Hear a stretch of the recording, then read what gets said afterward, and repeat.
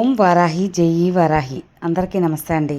మన వారాహమ్మకి నమస్కారం చేసుకుంటూ ఈ వీడియో ఆరంభిస్తున్నాను.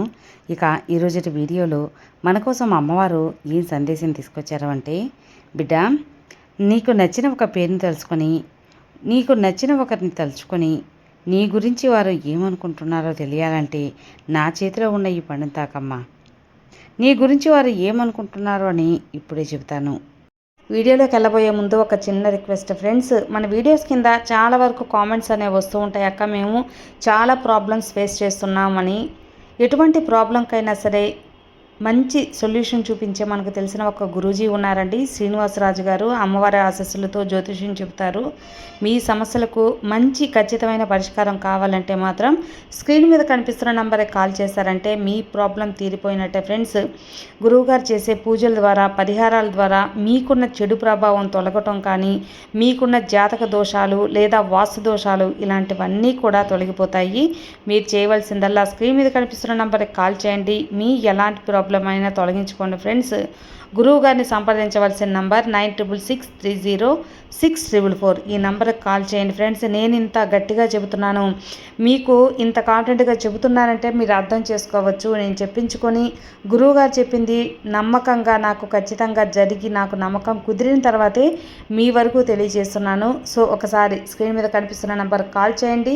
మీ ఎలాంటి సమస్యనైనా సరే తొలగించుకోండి. ఈ పండైతే తాగు తల్లి. ఖచ్చితంగా ఈ అమ్మ నీకు మాటలో తెలిపేయకుండా చేతల్లో నీ మనసుని ఆనందపరుస్తాను. ఖచ్చితంగా ఆఖరి వరకు విన్నావంటే మాత్రం నీ పూర్తిగా అవగతమవుతుంది. అన్నీ కూడా స్పష్టంగా నీకు తోడుగా ఉన్నాయని నీకు అర్థమవుతుంది. నీ జీవితాన్ని మారుస్తానని, నువ్వు ఏ మాత్రం నమ్మినా సరే ఖచ్చితంగా నువ్వు ఈ సందేశాన్ని ఆఖరి వరకు చూడాల్సిందే. ఇది ఈ అమ్మ వాక్కు, కట్టలియో ఏదైనా అనుకో, తీసుకొచ్చిన ఈ దివ్యవాకిని, ఈ వాక్కు అసలు వదులుకోవద్దు. నీ జీవితాన్ని నీకు నచ్చినట్లుగా మార్చడానికి ఈ చక్కటి సందేశాన్ని గురించి నీ కోసమైతే తీసుకొచ్చాను. వెంటనే వినిబిడ్డ, ఈరోజు ఈ వారాహి తల్లి వాక్కు అయితే నువ్వు వినాల్సిందే. ఇక మరి వారాహ్యం వారు ఏం చెబుతున్నారు అంటే, ఒకరి పేరు తలుచుకొని నా చేతిలో ఉన్న ఈ పండుని తాకావు కదా, క్షణాల్లో నీ జీవితం మారిపోతుంది. నువ్వు సంతోషంగా ఉండాలని కావలసిన పనులన్నీ కూడా నేను స్వయంగానే సిద్ధం చేశాను. ఇక నీకు దిగులేలా బిడ్డ, ఒక్కొక్క పరిష్కార మార్గం చెప్తాను. అవి ఏంటో ఈ సందేశంలో నువ్వు తెలుసుకో. ఇలా చూడమ్మా, నువ్వు ఏ వ్యక్తి గురించి తెలుసుకోవాలి అనుకుంటున్నావో వారి మనసులో నీ గురించి ఏమనుకుంటున్నారో అని నువ్వు తెలుసుకోవాలనుకుంటున్నావు కదా. నన్ను ఇష్టపడుతున్నారు లేక మొహమాటంతో ఇలా నాతో చేస్తున్నారా, ఇలా రాసుకుంటూ పోతే ఎన్నో. నన్ను దూరం చేసుకోవాలని వాళ్ళు అనుకుంటున్నారా, అసలు వాళ్ళు మరి నా దగ్గరికి వస్తారా లేదా అని అయితే నువ్వు నీ మనసులో ఎన్నో విషయాలను పట్టుకొని సతమతమవుతున్నావు. నీకు ఇష్టమైన వ్యక్తి గురించి నువ్వు ఎంతగానో ఆలోచిస్తున్నావు. అందుకే ఇలా చూడమ్మా, నీకు నచ్చిన వ్యక్తిని మనసులో తలుచుకొని ఈ యొక్క ఒక్క పండునైతే తాకు తల్లి. నా చేతిలో ఉన్న ఈ పండుని తాకు. నీ గురించి వారు ఏమనుకుంటున్నారో, వాళ్ళ మనసులో నీ మీద నీ అభిప్రాయం ఎలా ఉంది, ప్రేమనా, ఇష్టమా, లేదా ఏ బంధము కాకుండా ఇవన్నీ ఉన్నాయా, కక్షలు ఉన్నాయా, నిర్లక్ష్యం ఉన్నాయా చెప్పు తల్లి.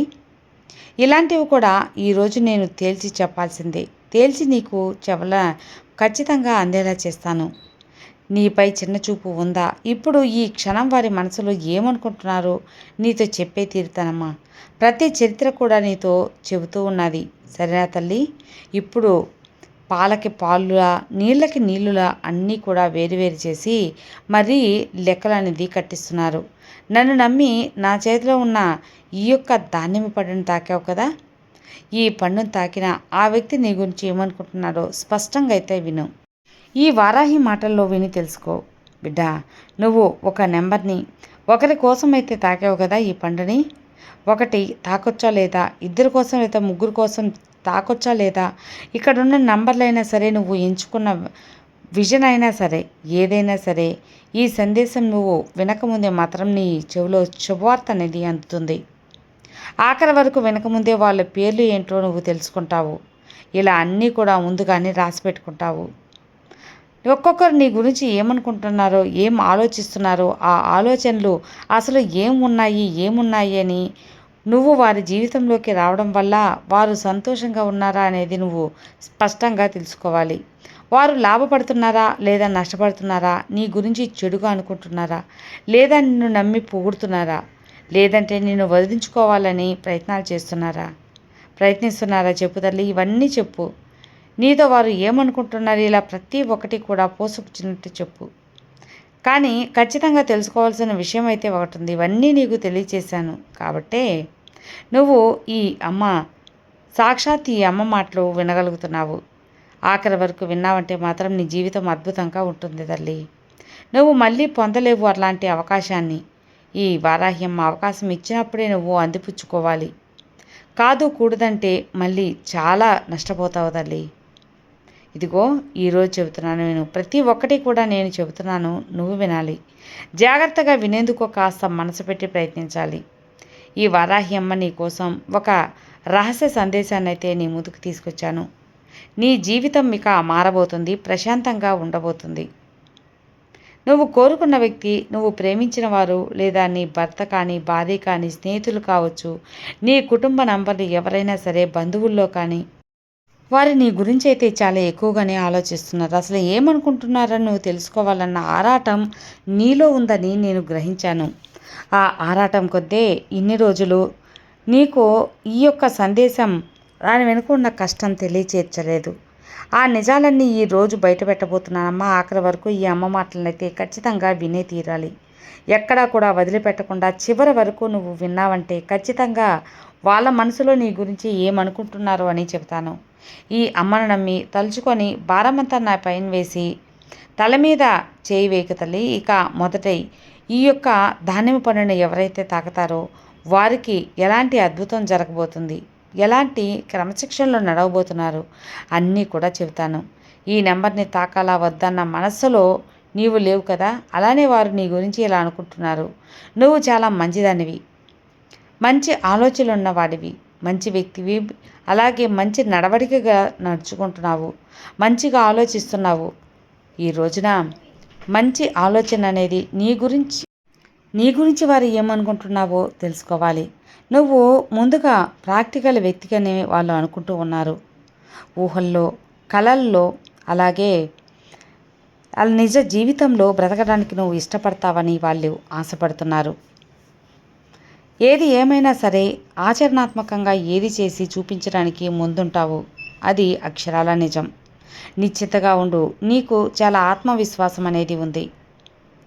వాళ్ళు నీ గురించి అనుకుంటున్నారమ్మా ఈ విధంగా. ఈరోజు ఈ వ్యక్తి నీ గురించి చాలా మంచిగా అయితే అనుకుంటూ ఉన్నారు.